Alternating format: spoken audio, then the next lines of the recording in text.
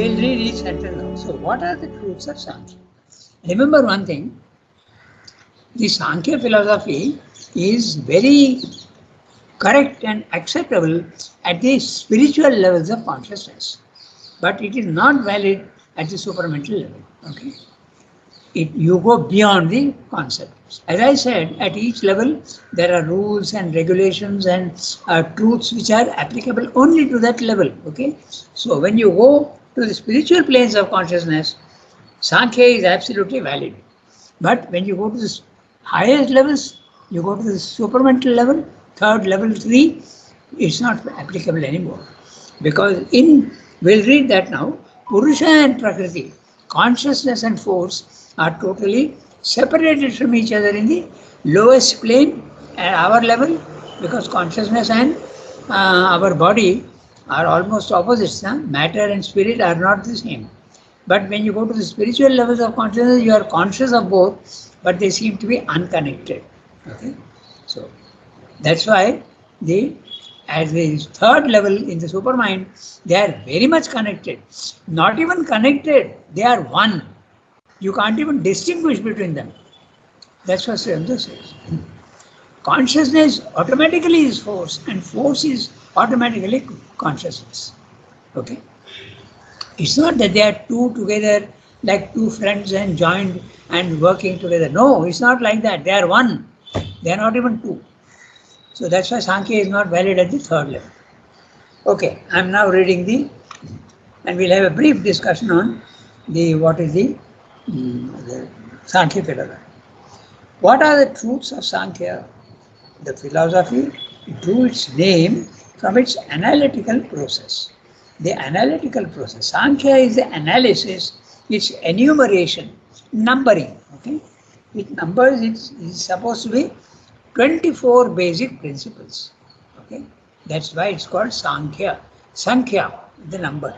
Okay, the separative and discriminative setting forth of the principles about being, of which the ordinary mind sees only combinations and results of combinations. We don't see body, mind, life separately. So how do we know that they are separate? When you go to level 2, the spiritual planes of consciousness, you see that they are quite different. They are different worlds. There is a world of matter, there is a world of life, which is prana, and there is a world of mind, mental plane. They are all totally different, but they merge one into the other. Okay, they merge one into the other. So at our level, ordinary mind, we only see the combinations. When you see a man, you are seeing the combination of all the three: a body, a vital, and a mind, and results of combinations. Okay? It did not seek at all to synthesize. The synthesis comes at the highest level. It did not seek to. It was very satisfied with the spiritual planes of consciousness. Its original standpoint is in fact dualistic. In fact, it says that the ultimate truth is twofold. There is a consciousness and there is a force, which are quite different. They are together and they work together and complement each other, but they are different. Okay? It's like, as I said, two friends. But in the Advaita philosophy, they are not two friends, they are only one. Okay? So, dualistic. This is a dualistic philosophy. The ultimate reality is not one, but two: consciousness and force. In the Sankhya philosophy. In the Advaita philosophy, they are only one. Its original standpoint is in fact dualistic, not with the very relative dualism of the Vedantic schools, which call themselves by that name Dvaita. Okay? The Dvaita philosophy refers only to it's a different interpretation. The interpretation in the Vedantic school, okay, is Madhvacharya, for instance, okay, and also Nimbarkar. These are the philosophers who say that the individual soul can have a relation with the divine, a relation of devotion, a relation of love, okay, but they cannot become one. The Advaita philosophy says it can become one. So there are three grades of the Advaita philosophy. So the Dvaita philosophy says very clearly that no, they are two different things. Consciousness is different and force is different. That's the Sankhya philosophy. So the word Dvaita is slightly different in Sankhya and in the Vedanta philosophy. In the Sankhya philosophy, dual means Purusha and Prakriti are separate. Okay? Purusha and Prakriti. But in the Vedantic philosophy, Dvaita means the individual soul is different from the supreme soul. The question of Prakriti does not even come in there. Okay? Because the Advaita philosophy, Vedantic philosophy says even Prakriti is only the individual soul which is plunged into darkness. Okay, so that's it. So its original standpoint is in fact dualistic, not with the very relative dualism of the Vedantic schools, which call themselves by that name Dvaita. Okay, I told you that there is Madhvacharya and Nimbarkar. All these are the two, but in a very absolute and trenchant fashion. In the Sankhya philosophy, totally different. One is a blind man and one is a lame man.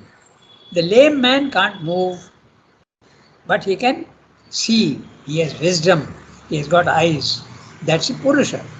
And the blind man cannot see. Cannot see, cannot have knowledge, but he can move. That's Prakriti. Okay. So how does the world come into existence in the Sankhya philosophy? The lame man sits on the shoulders of the blind man. Okay. So the lame man is sitting on the shoulders of the blind man. The blind man has got legs, and the man with the eyes is telling him, go here, go there, and directing him. So consciousness and force, when they come together, they can move and create and go places. So that's a Sankhya philosophy. Okay. For it explains existence not by one, but by two original principles. Note the word original. They are the last, the fundamental principles of existence. There is nothing beyond them, Purusha and Prakriti, whose interaction is the cause of the universe. When Purusha and Prakriti interact, there is creation. But when they don't interact and remain separate, there is no creation. That becomes a silent mind. Okay?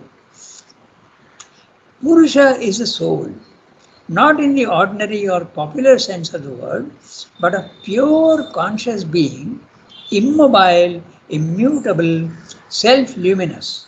So, you start with the idea of Purusha, who is at the second level, and it can also go to the third level, and when it comes down into the lowest level, the Purusha becomes also subject to Prakriti. Okay? So that's the, as I said just now, the childhood, adolescent and old age. It's like that.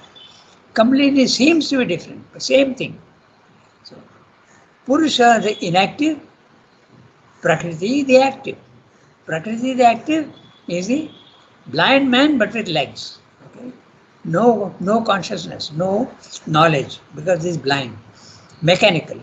And Purusha is the consciousness which has got eyes but it does not move, lame, inactive. So the two together only can become effective. This is Sankhya philosophy.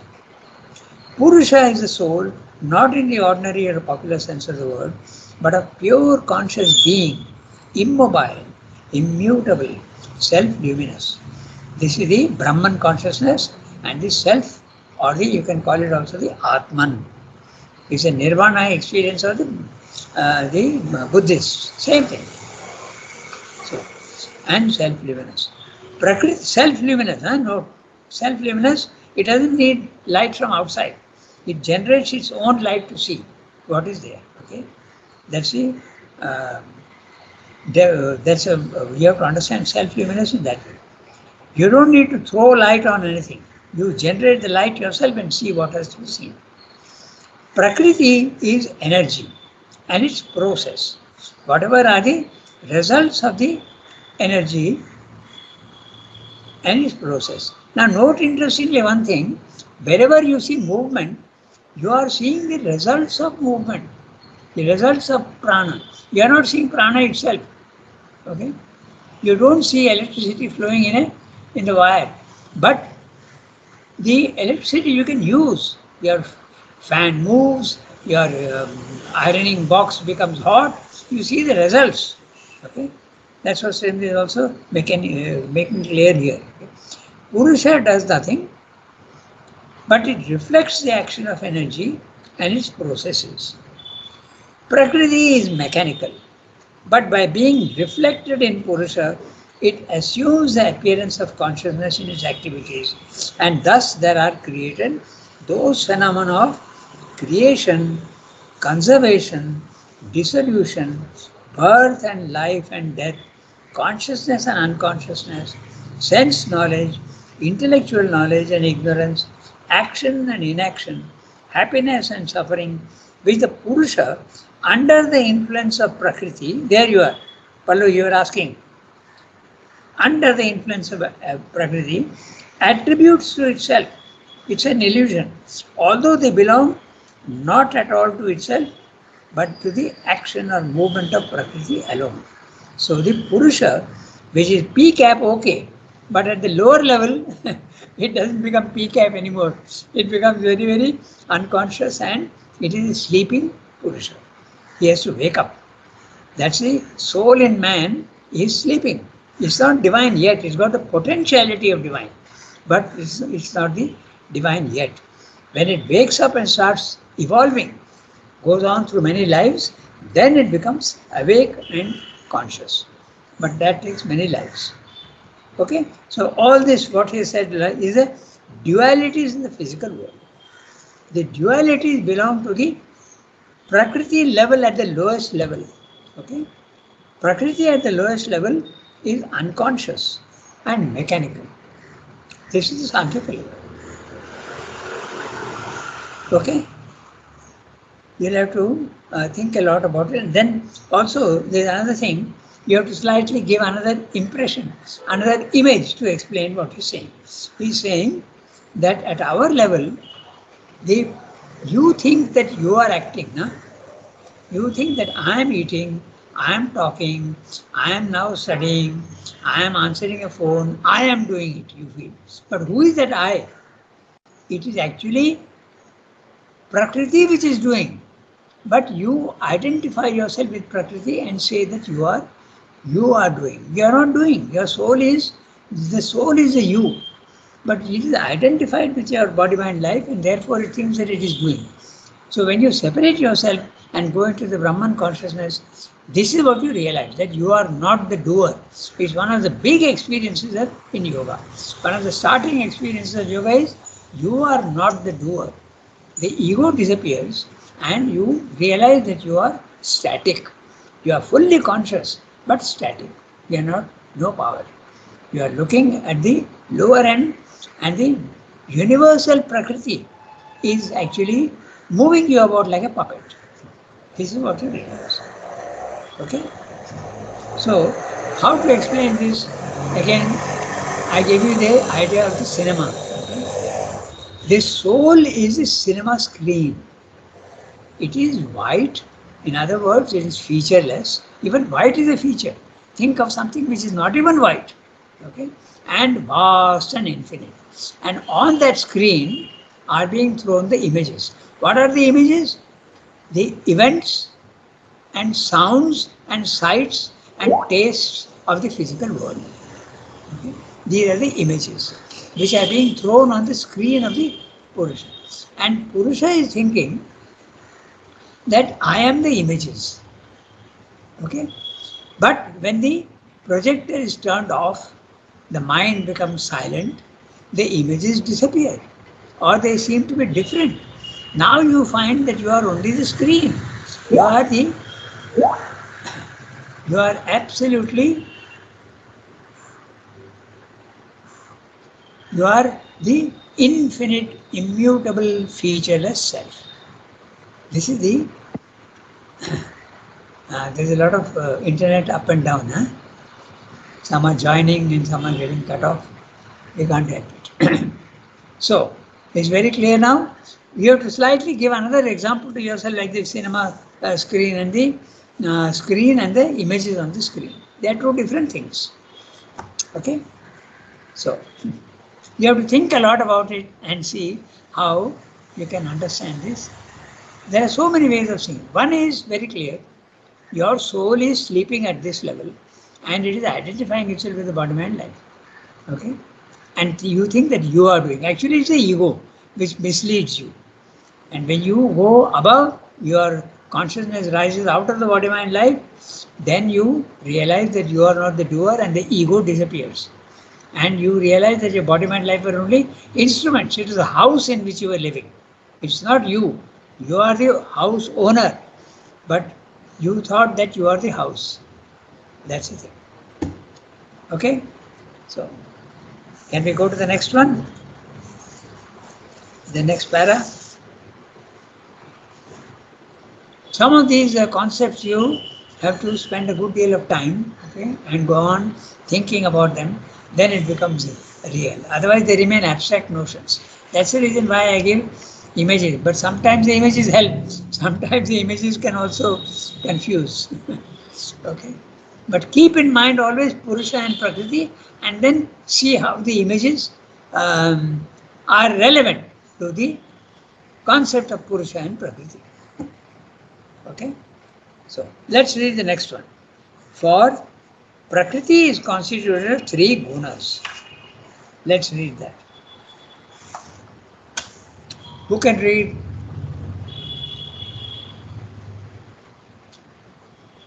Shall I read? Yes, do that.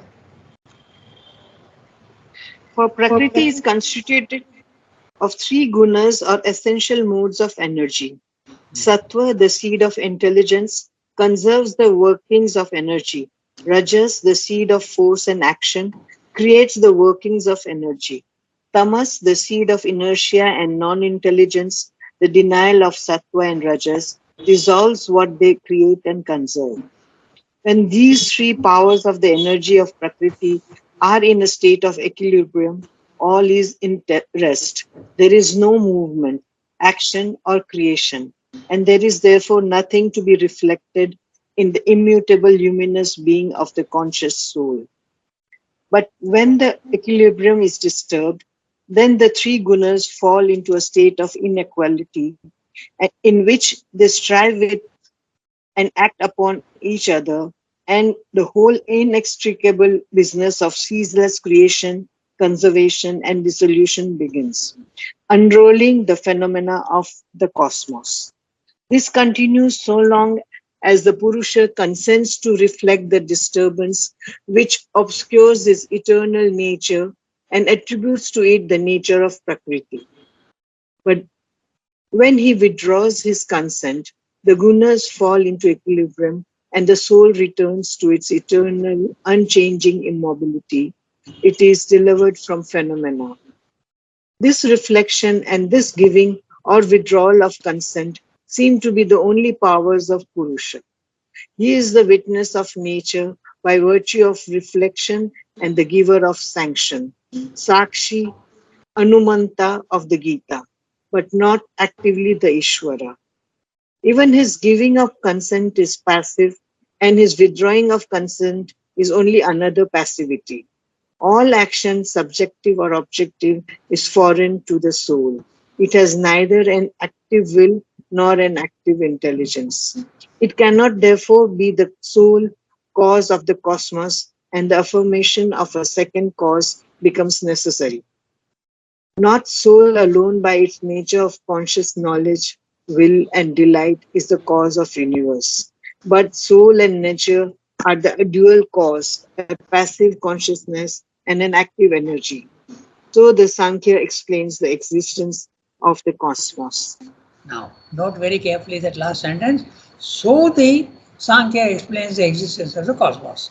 So it is not Sridhar's philosophy at all, nor the Advaita. It is Sankhya which is explained in this way, and it is valid at the middle level. Okay, it's valid. We go back to the beginning of the. So, for Prakriti is constituted of 3 gunas. They are called qualities, and in English you use the word modes. Okay, because quality has got usually a very positive thing. No? His sincerity is a very good quality. You say, okay? Quality can hardly be bad. Okay, so you don't use the word quality, but you use the word mode. Okay, so that's why. Otherwise, you can say also, if you use the word quality as a characteristic, it's valid. But if you use the word quality as something good in your view, then it is not valid. That's why essential modes. And what are the three modes? One is sattva, then rajas, and tamas. And there is an explanation for all these things. Okay, sattva is the seed of intelligence. Seed. Why? Because sattva at the mental level is already sattvic, but it is semi intelligence. It's not full intelligence. The full intelligence comes in the spiritual planes of consciousness and even more in the supermind, but not at the lower level. That's why it is seed of intelligence. Conserves the workings of energy. Okay. In the sattva, it conserves the workings of energy. It does not move about too much. It is very, very calm and quiet. That's what I mean by conserving the energy. Those who are very excitable are belong to the Rajasic plane, but those who are very calm, even in the midst of battle and midst of difficulties, okay, they are very calm and quiet. That's why conserve the workings of energy. It's not that the energy is missing. The energy is there, but very much controlled. Okay, very interesting words he's using. Then we come to Rajas, which is the power, movement, okay, energy, the seed of force and action, creates the workings of energy. There again, note very carefully, you see the workings of energy. You don't see the energy itself. When can you see the energy? When you go to the spiritual planes of consciousness, you see the energy. But nobody can see the electricity in the wire. Okay, but I'm going to make a slight uh, a, a diversion because this is how. But is energy flowing in the wire or not? Yes, it is. And what happens is that when you are in a higher consciousness, you can see these subtle energies. Okay.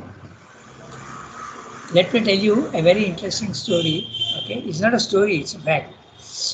You know, Tall Bob, na? All of you know Tall Bob. Yes. Ah, Yes. okay. So all these things, these biological functionings are all physical. Okay, biological functionings are all physical. Even when you have fear, even when you are happy, there is a biological function that takes place. There are these endocrine glands that secrete things into your blood, and it changes your mood. Okay, so exactly in the same way, when you can artificially change these things by taking drugs. Okay, in yoga you change them by a yogic practice and they become permanent. But sometimes with drugs, you can change them temporarily. So this is, but that's very dangerous because it can take you anywhere. In the yogic process, you can control these, but with drugs, you cannot control. It will take you here and there. That's why it is so dangerous. So what happened to Bob was very interesting. I'm telling you because he's quite frank about it. He used to take drugs at one time, but fortunately for him, it was not habit forming and he had very interesting experiences. Okay. One of the experiences was that he is seeing subtle things. He is seeing that electricity is flowing in a wire. And he told me he could see blood flowing in the veins. When you are at the second level, you are seeing the subtle realities. Okay? You are not using your physical eyes and your physical ears, you are not seeing them, but you are using your subtle sights. So, this is what we call the um, what is it? ESP, extrasensory perception. Okay, so this experience he had, but he was very lucky that he didn't have bad experiences. But I have heard many experiences of people who have had quite bad experiences. Okay.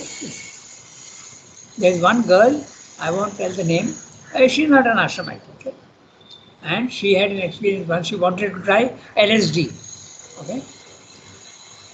LSD.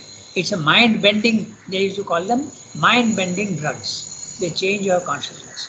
So she took that and she knew that you can have untoward consequences. So she got someone to look after her. So there was, and she took that and sat in a chair. In a short while, what happened to her was that she found that she is getting up. Actually, she was not getting up, but she's seeing herself getting up and walking towards the wall. And when she came to the wall, she started climbing up the wall. Okay? And when the ceiling came, she started walking on the ceiling upside down. And then again the vertical wall, she came down and she came up. So it changes your perception of things altogether. Okay? So sometimes you can have very bad experiences, and sometimes you can have, if you're lucky, good experiences. Rangana, Yeah, tell me. isn't it a hallucination? It is not hallucination. It is what normally people who don't understand the subtle senses, they call it hallucination. But it's not hallucination. They are realities in the subtle world. They are realities. Okay. Because your subtle body can move in that way. It is not subject to gravitation. No? Uh, Yeah, it can happen. Okay, I'm just mentioning that because the we don't see sattva, rajas, tamas. I came to that because rajas we don't see the origin. We don't see the prana. But can you see it? Yes. When you go to the spiritual levels of consciousness and use your subtle senses, you can see the prana, you can see the electricity. But normally we see only the combinations and the results of energy. Okay? Same they use the word workings of energy.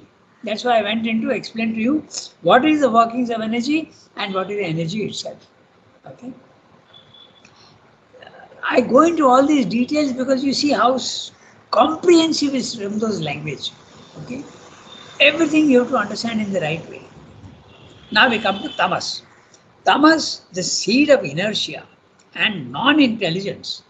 Tamas is the darkness in the mind, lethargy in the body, and an unwillingness to act, and non-understanding in the mind, ignorance and stupidity. Okay. Now, but is that necessary also? Why did the divine create tamas? Because tamas is non-action. Now, suppose creation stopped at the level of rajas, what will happen in the physical world? Everything will be moving all the time. So you need stability and you need non-change. You need permanence of form. And that's the function of tamas. It is so necessary. But so it's a necessary thing that is created. But when you want to progress, that's a resistance that you get. Okay? So this is the thing. So this is the sattva, rajas, tamas. Okay? So tamas, the seed of inertia and non-intelligence, the denial of sattva and rajas dissolves what they create and conserve. Okay? So there is dissolution, there is creation, and there is conservation. Now, note if you go to the highest level, I'm going to give you another idea which may seem a little strange to you, but you think about it, you will see that it is true. Okay? There are aspects, you must not misinterpret. Creation is Brahma. He is creating. And so that's what Siddha is saying, dissolution, creation and conservation. Okay. So dissolution is tamas. And creation is sattva. Rajas. And sattva is the maintenance, conservation. So they correspond to the three gods, Brahma, Vishnu, Shiva. Brahma is creating, Shiva is destroying, and Vishnu is conserving. And conservation is possible? Yes. Because if creation and destruction occur one after the other, then you will see them separately. You will see a creation, and after 1 second or 2 seconds, you see the destruction. You will see both together, so one by one in sequence. But if they are happening together, Vishnu comes into the picture. You will not see the creation and the destruction. But this is the truth of Brahma, Vishnu, Shiva. And they correspond to this Sattva, Rajas, Tamas. Okay? Rajas is creating, Tamas is destroying, and Sattva is preserving. Okay? I've gone into a little detail and given you several aspects of it. You have to think about it and then try and make it absolutely concrete to yourself. Okay? And they correspond at the highest level to absolute fundamental realities. Brahma, Vishnu, Shiva. And all these are there in the physical world at the individual level also. Okay? Your body corresponds to tamas, your vital energy corresponds to rajas, and your mind corresponds to sattva. Okay? There is a very interesting letter of Sri Aurobindo where someone sees Sri Aurobindo in a certain way. Okay? And he says, "Oh, I dare say you saw my Shiva aspect." So, Sri Aurobindo also has all the three aspects. Okay? And he saw the Shiva aspect. And Shiva is a very complicated god. He is representative of so many things. But one of the things is this. Okay? He is a destroyer. The dance, no? Shiva's dance of destruction. Okay? So, when you hear these things all together, sometimes it can be a little confusing. But the more you think about it, you will see that destruction is not something necessarily bad. Okay? We interpret it as something bad, but it's not. It is the clearing of the past so that the future can be built again. That is the justification for tamas and destruction. So, when these three, I am now continuing with the para we read just now. When these three powers of the energy of Prakriti are in a state of equilibrium, all is in rest. There is no movement. In the consciousness, there is no movement. And what is that? That's the Brahman consciousness, that's the Nirvana, that is the self, the Atman. Okay? There is no movement at all, and for you, the world doesn't exist in a real way. You see it as something unreal. That's the thing. So when Sattva, Rajas, Tamas are absolutely equal to each other, there is no movement. All is in rest, there is no movement. Action or creation, and there is therefore nothing to be reflected in the immutable luminous being of the conscious soul. But when the equilibrium is disturbed, then the three gunas fall into a state of inequality in which they strive with and act upon each other, and the whole inextricable business of ceaseless creation, conservation and dissolution begins. Again, note the three things. Creation belongs to sattva. Creation belongs to rajas. Conservation belongs to sattva. And dissolution belongs to tamas. Now, dissolution belongs to tamas also is very clear. In the physical world, if something doesn't move, it slowly will be destroyed. Suppose a cat is just lying calm, quiet, without anything, it will dissolve one day, it will die. Okay? Even a stone which is there, not moving, the wind and the rain and the heat and the sun, all these things will completely destroy it one day. It may take 1,000,000 years, but it will destroy it. Okay? So, this is how it is acting. Sattva, Rajas, Tamas are acting from the highest level to the lowest level. They are all there present, working together. Ramakrishna explains that in a very interesting way.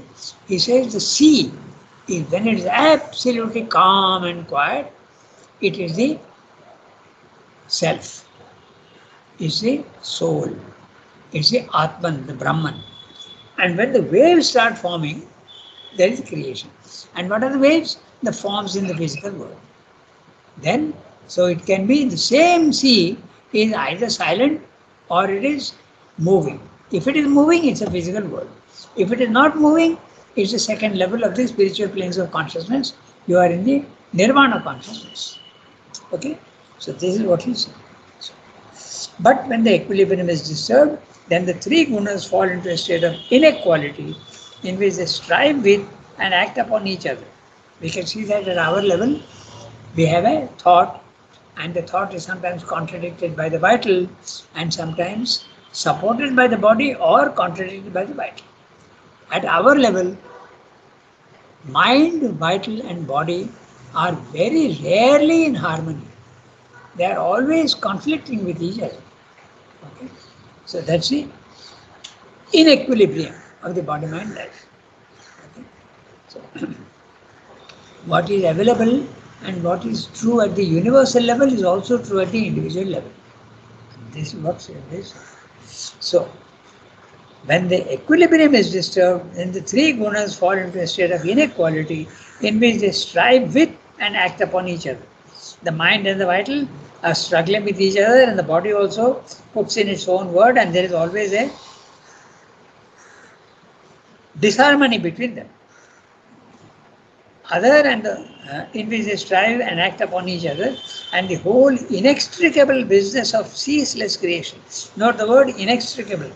You can't distinguish between the three. Sattva, Rajas, Tamas become all mixed together, and it produces ceaseless creation, conservation, and dissolution. Again, he is using the three words: creation, conservation, and dissolution. Unrolling the phenomena of the cosmos. This continues so long as the Purusha consents to reflect the disturbances which occur, which obscures the eternal nature and attributes it the nature of Prakriti. In other words, your soul is identified with your body, mind, life at an individual level, and the universe is also going on. There is the force of inertia, there is the force of energy, and there is also an intelligence which is brooding everywhere. Okay? So, at the universal level, Sattva, Rajas, Tamas is active and applicable, and in the individual also it is applicable. So, you remain in ignorance so long as you identify yourself with your body, mind, life. But when he withdraws his consent, the gunas fall into equilibrium and the soul returns to its eternal, unchanging immobility. There is the experience of the self. It is delivered from phenomena. This is the mukti, deliverance, salvation if you want. Mukti. Okay?